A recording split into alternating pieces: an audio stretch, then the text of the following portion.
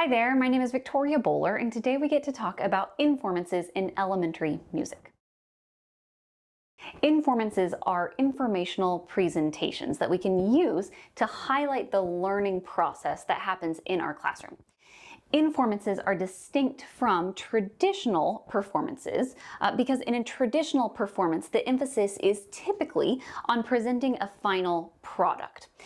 Informances, on the other hand, are presentations of what students are learning in class.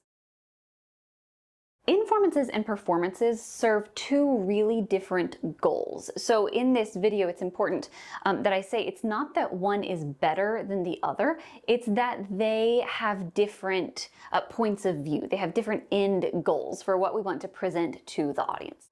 In an informant, we get to share the why behind our activities. So why did we choose this specific song or this specific learning activity or this specific game or whatever it is? How does that tie into our curriculum as the whole? What's the purpose of this activity? In an informant, we're showcasing the process of learning, and our goal is to educate the audience. In a performance, our goal is to present a final musical product. In a performance, we are showcasing the end musical product of a piece, and our goal is to entertain the audience. So informances and performances are different in many different ways, but let's look at some specific ways of how they are different in terms of the audience and the musical material, and then what the preparation and rehearsal process looks like. I love this quote from Carl Orff, and I think that it ties in very well to this idea of informances when we consider who the audience is and what the audience's role is in the presentation. The word informants comes from a writer named Mary Pouts, and when she wrote about what an informant is, when she coined this term, she emphasized that some crucial pieces of an informant are the words interactive and participatory. So in an informant, the audience is a part of the music making experience. They are part of the participatory group. So there's a merging here, right, of who the performers are and who the audience is.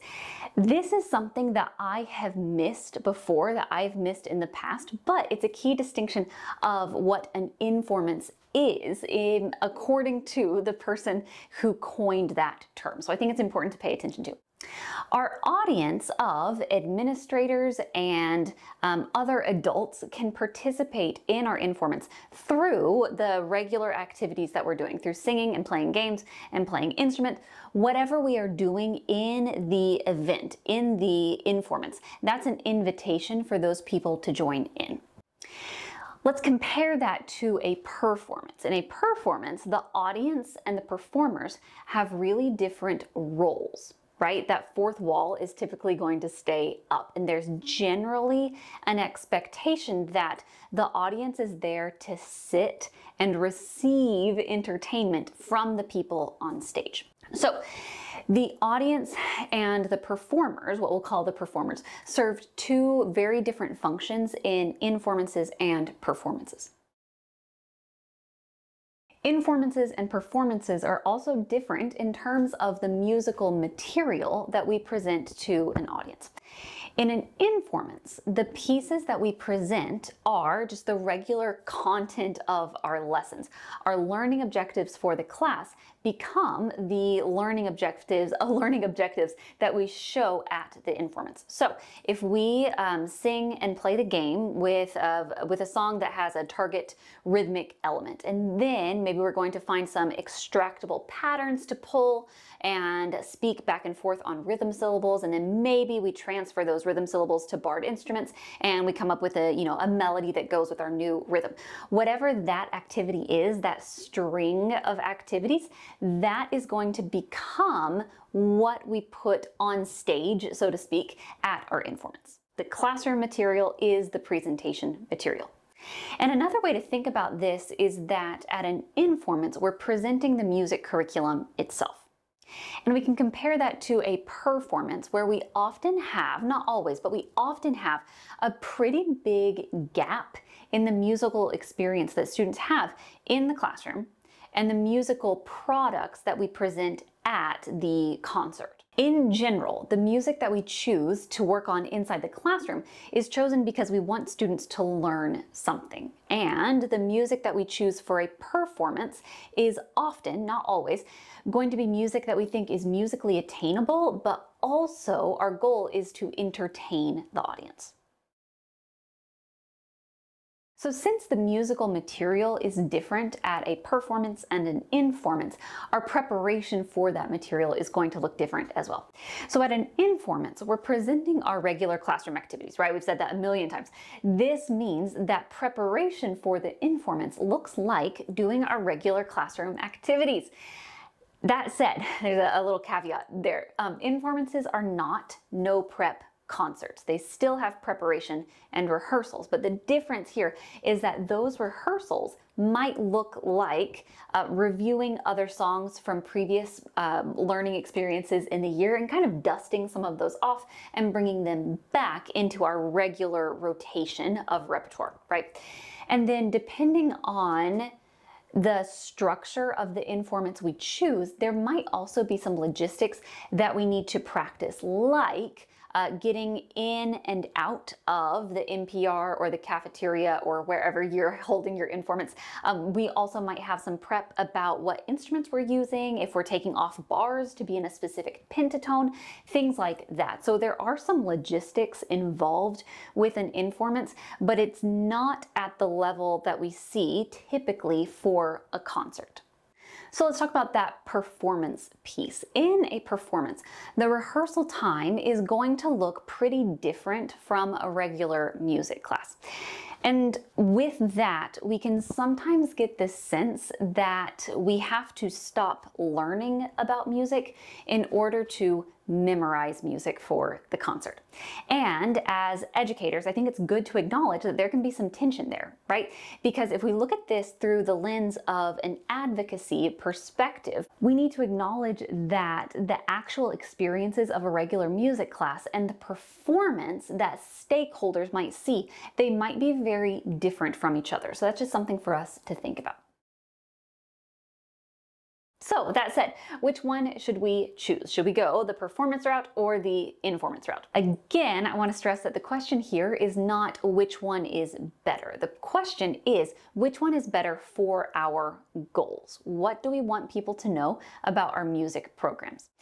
If this were to be the only thing that an administrator showed up at, or the only thing that your children's adults could see, what is the one thing or the one set of things that we want to showcase, that we want them to know about music education at our school?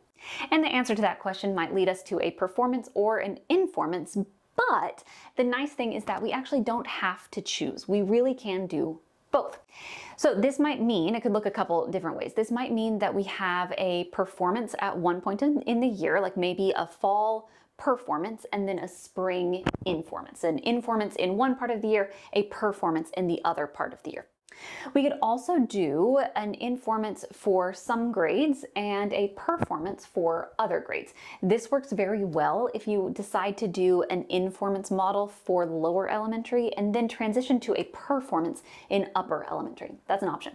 Or we could do both in one program. So we might decide that we are going to start and end our presentation with like a finished product, a closer, an opener, and a closer. And that is a polished standalone piece that is meant to entertain the audience. That's the beginning and that's the end. And then in the middle, that might be the informants piece. Now, another option that is very similar, it's kind of like a sub-bullet under that, would be to have your after-school ensemble do the opener and then everybody does a closer all together. So whatever your, after-school choir is, or your after-school ukulele, or your Orff club, whatever it is, they could be your opener doing that entertainment piece, and then the whole grade level, or the whole class, or the whole combined grade levels, however you're setting it up, they all do a closing piece at the end. There's also another suggestion in the literature that if your concert is in the evening, then parents come to music class earlier that day, the day of the concert. They come to music class for the Informants and see how all of the pieces are being worked on, and then they come to the actual concert after the end of the school day. Something else worth mentioning here is I spoke to a colleague recently who does a curricular concert at her school. And this is a performance, but the music that they present is music that they're doing in class. So that curricular concert is kind of a way to bridge the gap.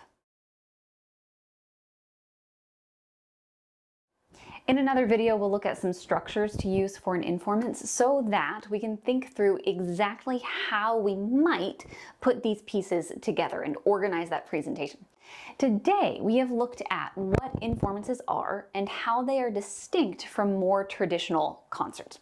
And the goal here is that we can make an informed decision about what we want to showcase to an audience of family members and faculty and administrators and community members so that they get an authentic sense of what the music program is.